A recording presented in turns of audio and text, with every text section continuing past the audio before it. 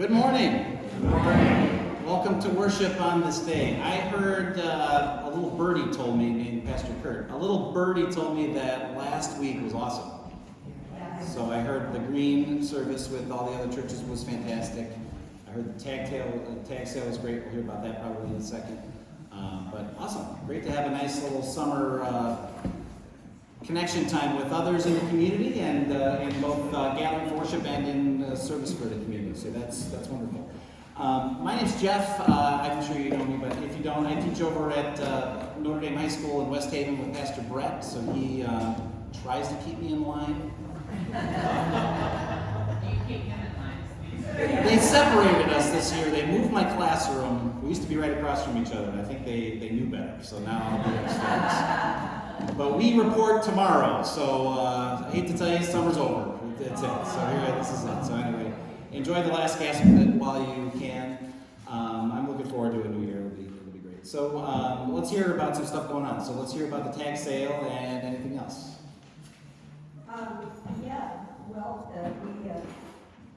The day of the sale, we were able the next day to take a deposit of over $6,000. That's great. Wow. Yeah, good job. Good job.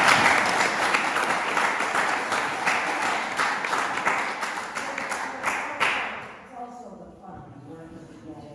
People who worked on it last time, they have a really good memory of it, and they come back year after year. So give it a try next year. It's fun. Yay! Great, good job. Thanks, Dad. This is going to be a very affirming crowd today. I love it. Anything else we want to talk about? There's a bunch of stuff on the back, including outside worship next week, rally day in a couple of weeks. Anything else worth highlighting somebody would like to, John? I'm known as the proponent of the photo directory, and I say this morning that I've discovered there are people who are getting tired of seeing the notices about the photo directory. But there is a solution, right? It's easy to get your picture in, and very soon there is a complication because they're shifting software, I think, in the office, but very soon it'll actually be done. So please, if your photo isn't in, please get your photo into the office so we can all know each other. Yeah, that's great. Even Tammy and I, who are slackers, got it in. So that's good. In church news, that the church is not as big as you think it is. So Tammy works at Lutheran Bible Camp in Alexandria, Minnesota. I help out a little bit there too. But she takes care of all the day camps and retreats and stuff like that. Pastor Kurt is at a wedding this weekend at that camp. So that's where he is with all the people we know there. So I guess the wedding went great from what I heard. So anyway, let's begin. Let's start with worship. We'll start with confession and forgiveness. I invite you to stand as you are able. The Holy Gospel according to Luke. Glory to you, O Lord. Now Jesus was teaching in one of the synagogues on the Sabbath. Just then, there appeared a woman with a spirit that had crippled her for 18 years. She was bent over and was quite unable to stand up straight. When Jesus saw her, he called her over and said, "Woman, you are set free from your ailment." When he laid his hands on her, immediately she stood up straight and began praising God. But the leader of the synagogue, indignant because Jesus had cured on the Sabbath, kept saying to the crowd, "There are 6 days on which work ought to be done. Come on those days and be cured, and not on the Sabbath day." But the Lord answered him and said, "You hypocrites, does not each of you on the Sabbath untie his ox or his donkey from the manger and lead it away to give it water? And ought not this woman, a daughter of Abraham, whom Satan bound for 18 long years, be set free from this bondage on the Sabbath day?" When he said this, all his opponents were put to shame, and the entire crowd was rejoicing at the wonderful things that he was doing. This is the gospel of the Lord. Praise to you, O Christ. Please be seated. Do you have any younger friends today?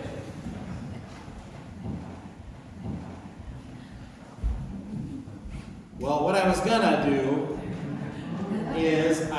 myself some Jesus Band-Aids. Because, well, Jesus heals. That's what it says right on the package. We hear a lot of stories of Jesus healing in the Gospels. In fact, it's one of the things he does the most. He talks a lot. He meets with people a lot. He teaches. He does all those parables. He does other miracles.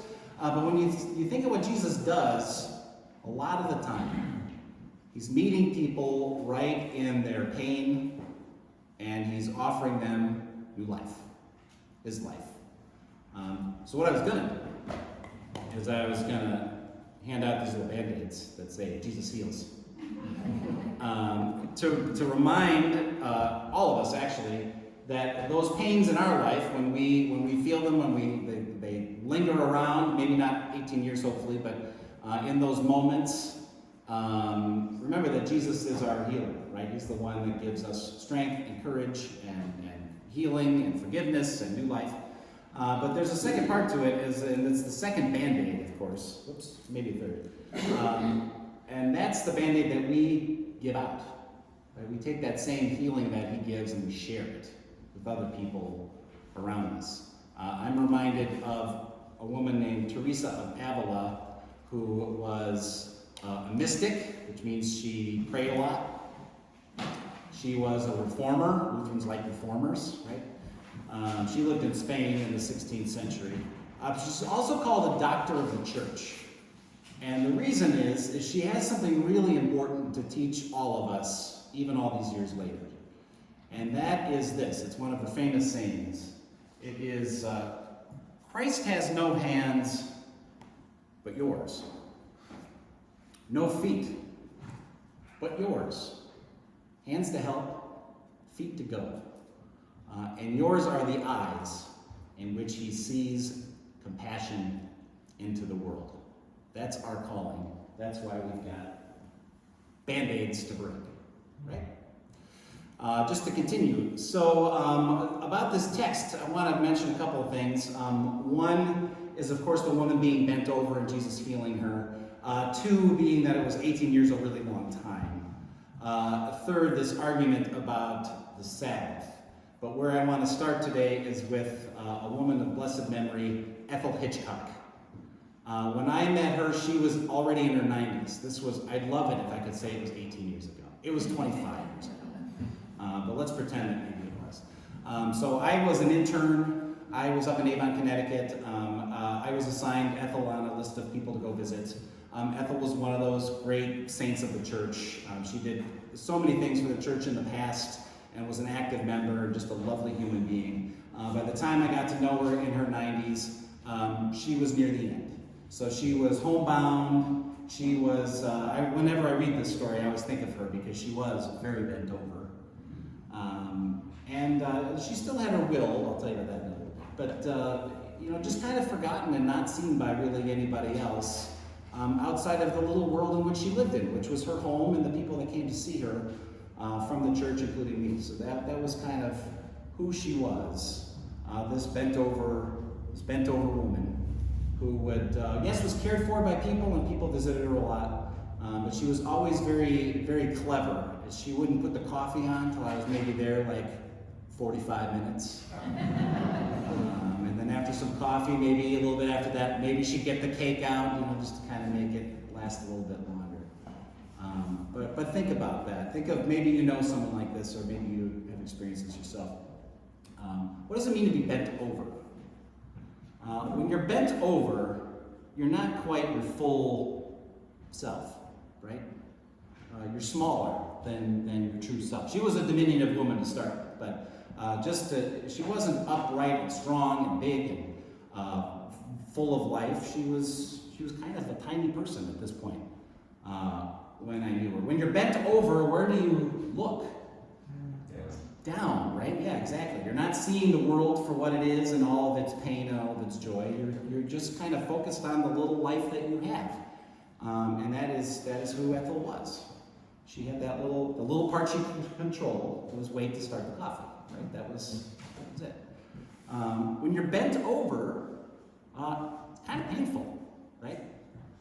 I mean, yesterday I was standing outside. I'm on the fire department. we were collecting money for our Fill the Boot thing. I was just standing outside for 6 hours leaning in on people's cars, and a few hours in I was already like doing little kick stretches with your legs and maybe some knee raises and a couple squats in between cars just because my legs were getting stiff. And that was only a few hours. Imagine 18 years of this, right? Not only are you a smaller person physically, but you're also captured, right?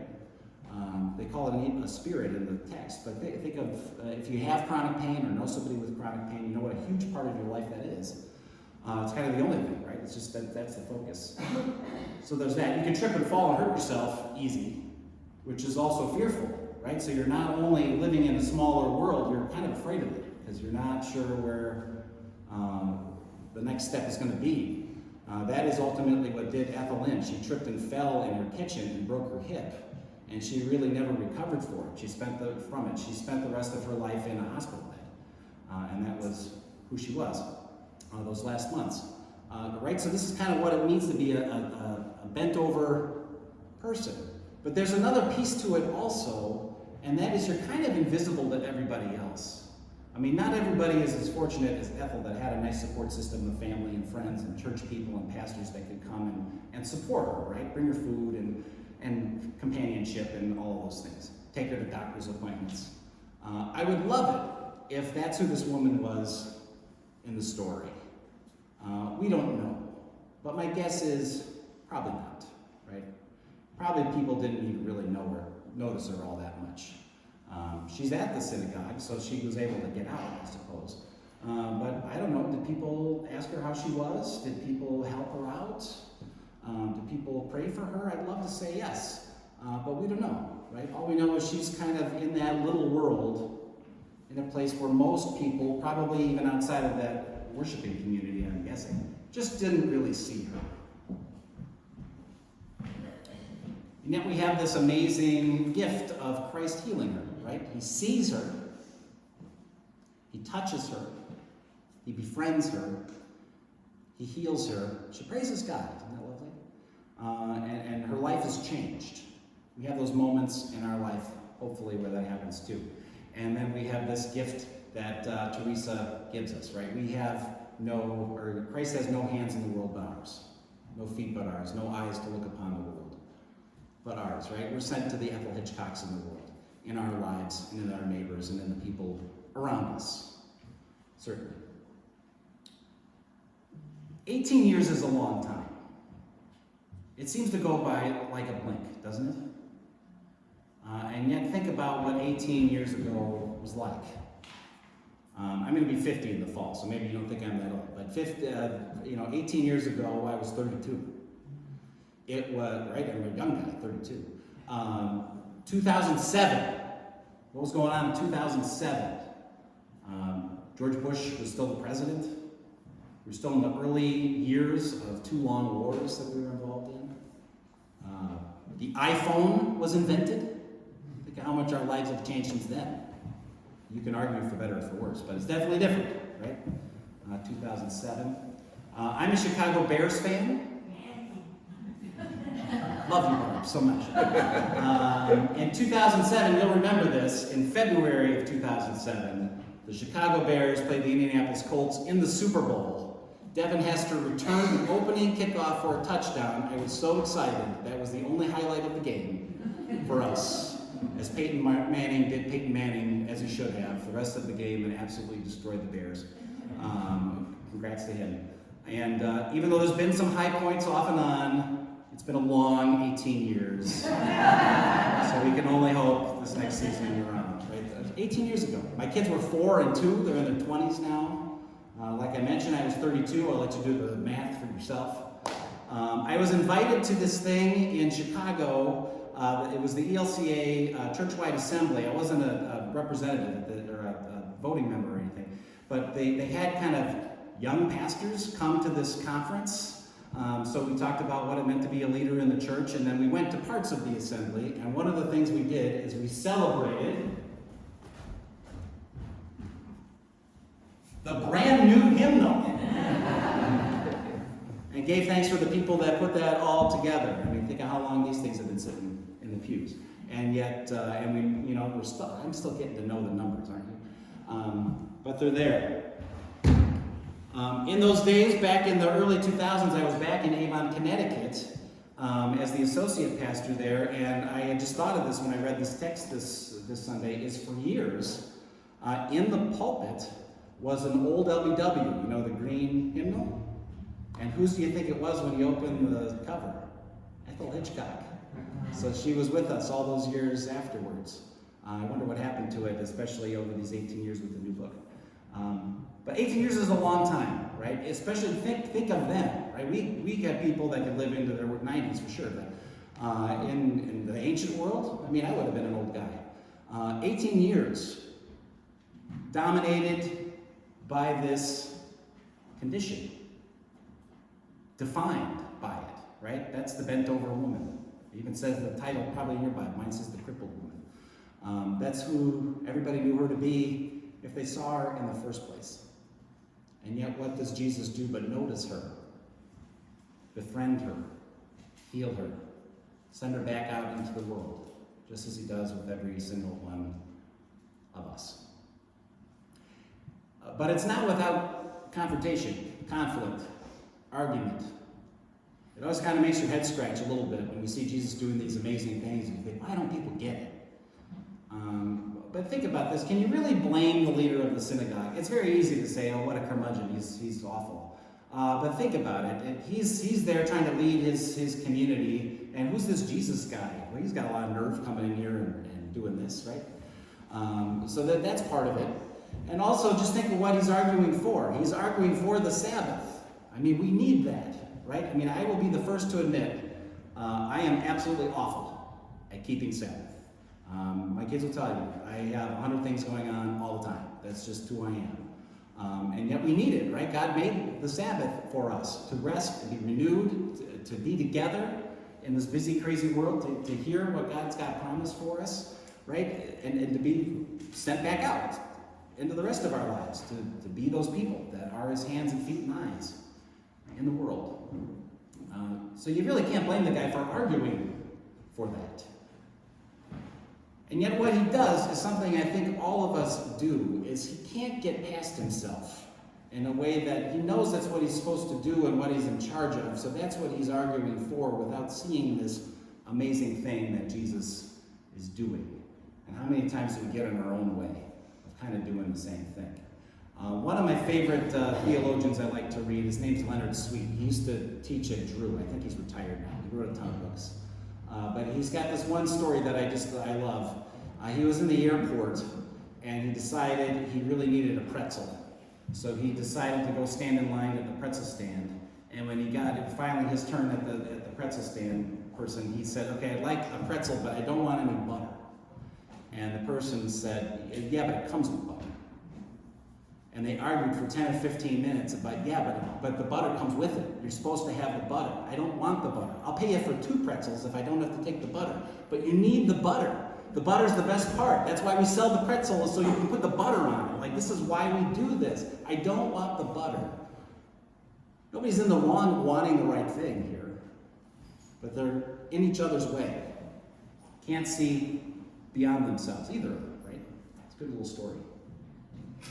Years ago, again, I would love it if it was 18 years ago. I think it was 20 or 16 years ago. But for the sake of argument, let's just say it was 18 years. There's this church in Arkansas that made this little video. It's about 4 minutes long. When you get home, you should watch it later. It's really great. But it's about being these people that can see what God is up to in the world.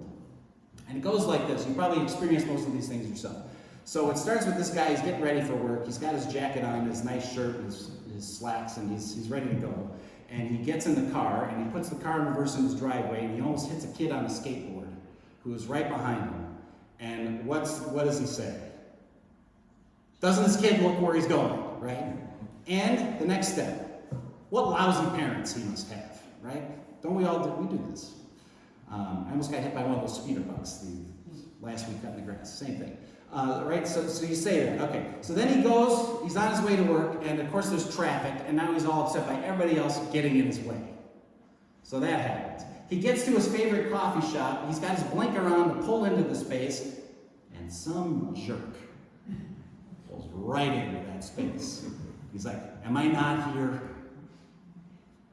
He goes into the coffee shop. Of course, the line is all the way back, almost out the door, and right? This is the part, I always show this to my kids at school. This is where I tell them it's much cheaper and more effective to make your own coffee at home.